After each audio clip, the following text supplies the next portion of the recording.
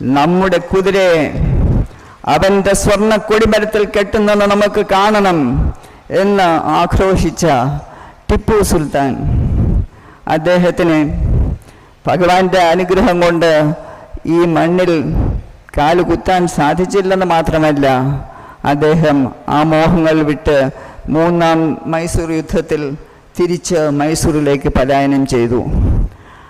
അദ്ദേഹത്തിൻ്റെ ആ പ്രസ്താവന കേട്ടുകൊണ്ട് കാർത്തിക തിരുനാൾ രാമവർമ്മ, പിന്നെ ധർമ്മരാജാവ് എന്ന വളരെ പ്രസിദ്ധനായ മഹാരാജാവ് തിരുമനസ് പറയുകയുണ്ടായി, സുൽത്താന്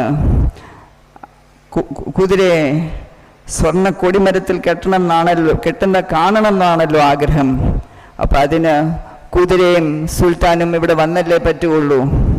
രണ്ടുപേരും ഇവിടെ വരട്ടെ, രണ്ടുപേരെയും ഇവിടെ കൊണ്ടുവരൂ, എന്നിട്ട്